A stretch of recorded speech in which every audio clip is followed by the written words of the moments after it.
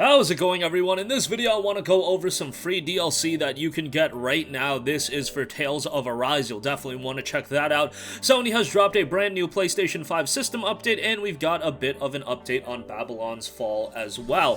So first of all, Tales of Arise drops free DLC, adding 2 new difficulty levels. These difficulty levels include Unknown difficulty level and then Very Easy difficulty level. So Very Easy is easier than the easiest one that was already available, and then Unknown is going to be ridiculously difficult, and that is going to be the hardest challenge difficulty to the game yet.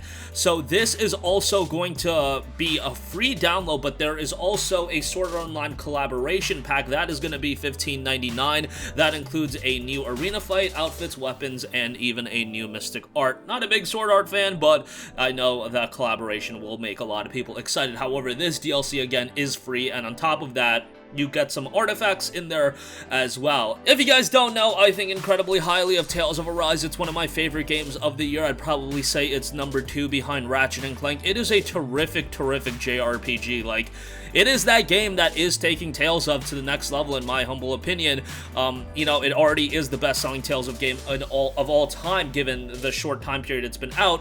I should say fastest selling Tales of game of all time. The game is just so great from a lot of different standpoints. The combat is excellent, the story is really good and takes a lot of twists and turns. It has a great cast of characters, and it actually is a JRPG that does the romance storyline relatively well. Like, JRPGs botch that a lot, but they do it pretty well in Tales of Arise. I mean, Tales of Abyss did it pretty well as well, in my opinion, but Tales of Arise from that standpoint, because that is an integral component of the game, they do it pretty well. And again, the story in general is just pretty strong all the way through. And it's a game that I strongly recommend to everyone, even if you're not the biggest JRPG fan in the world. I honestly think it could also be a pretty good gateway JRPG because it avoids a lot of the typical tropes. Like, Alphen's a very engaging character all around as the lead character, and the rest of the characters are, you know, have quite a bit of depth to them and are relatively engaging. And the game itself, again, excellent. And with the new difficulty levels, I mean, you can play the game exactly how you want to. Very easy if you just want to go through the, you know, just go through the story, which nothing wrong with that. The story, again, is very good, but if you want to play it on hard, that makes the game quite challenging. And honestly, in my opinion, I think hard it might be the best way to play the game. But you can play it exactly how you want. There's quite a bit of additional content with the side quests and everything like that. While not being like this colossal open world or anything like that, it's still a relatively lengthy game, and you can easily put, you know, 40 to 50 hours into it. But yeah, check out that DLC pack, again, free, and then the Sword Art Online collaboration pack is $15.99. Alright, moving on from that, a new PlayStation 5 system software update has dropped. Now, this is just a download that'll increase system performance, system stability, everything like that. These updates actually build together over time and do ultimately increase system performance. I know a lot of people just see that and they're like, oh, okay, this update's not doing anything, but no, they do actually build up and do a bit better. The PlayStation 5 at this point has been an incredibly successful console. Really, the only thing holding it back is the fact that the console isn't readily available everywhere. Some people argue that the FOMO is adding to the console's appeal and people just want one because it's so difficult to get and it's the cool thing to get. I actually had a buddy, not gonna lie, pick up a PlayStation 5, and the games he picked up were NBA 2K22 and FIFA 22, and he's just like, you know, these games aren't that much different on the PS5, and I'm like, what were you expecting? You picked up 2 yearly sports releases that are on previous generation platforms, but nevertheless, that's why sometimes we do put a lot more emphasis on the exclusives than what a lot of casual consumers are buying consoles for. But nevertheless, obviously, the PlayStation 5 is slated to have a pretty healthy lineup of exclusives, to say the least. Some of them cross-gen, some of them going to be real next-generation experiences, but cool to see the PlayStation 5 continue to make strides.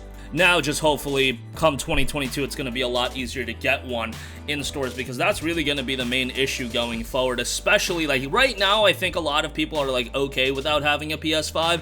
It's just when God of War drops and people want to play that at its best possible performance, Horizon, and then you're talking about Final Fantasy 16, and then ultimately when you head into 2023 with like Spider-Man, Wolverine eventually, and a bunch of other games, that's going to be the moment where, you know, hopefully PlayStation 5s are readily available. But again, back to the topic at hand, the system update has dropped an increasing system performance. Lastly, Babylon's Fall. Graphics improvements made due to feedback from closed beta phase 2. Beta phase 3 is heading to the PlayStation 5 as well. Of course, Babylon's Fall is the Square Enix Platinum Games title, and I was really excited for this game when it initially got announced, and then I saw gameplay of it, and I was like, not so sure about that. But you gotta remember, sometimes Square Enix drops these trailers that aren't that compelling. I mean, you look at Stranger of Paradise Final Fantasy Origins, everybody memed that trailer to death, and rightfully so. That trailer was absolutely atrocious.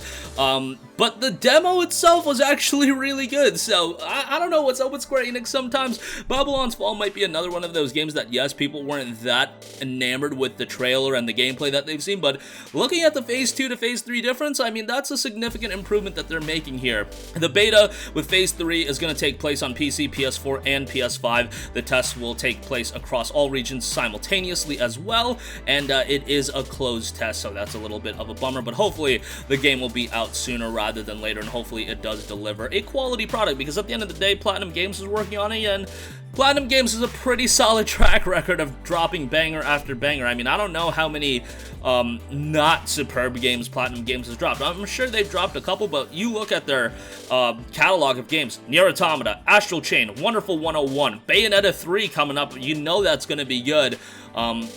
Even, Transformers Devastation was pretty good. I guess The Legend of Korra wasn't great, but, Bayonetta 2, Metal Gear Rising: Revengeance, Bayonetta 1, Vanquish, Mad World. Mad World was a low-key, super underrated game, so I have faith in them to deliver a high-quality product with Babylon's Fall, even if what I've seen thus far hasn't completely blown me away. I think by the time that the game drops on PS4, PS5, and PC, it is going to be something to check out and hopefully be a quality experience. But that's going to do it for me. Again, if you've yet to pick up Tales of Arise, highly recommend it. Even if you're not the biggest JRPG fan in the world, the story is so good. Great cast of characters, great gameplay. You got the free DLC with the additional difficulty pack, adding artifacts, unknown difficulty level, and very easy difficulty level, so you can play the game in a variety of different ways. Probably normal is going to be best for most people, or maybe even taking it to hard. But yeah, if you want to go all in and play it at a very difficult level, you can do that as well.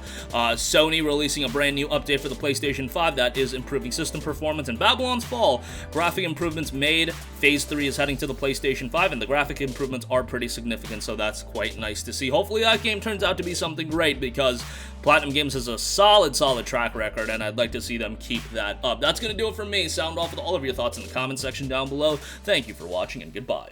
Hey guys, we hope you enjoyed the video, and if you did, make sure to hit the subscribe button, and if you're already subscribed, do us a favor and hit the bell icon. This way you'll be notified whenever we post a new video. That's the best way to keep up with all of our uploads, and we usually try to upload 2 videos a day. And with the bell icon hit, you'll be notified whenever we do upload a video. As always, thanks for watching.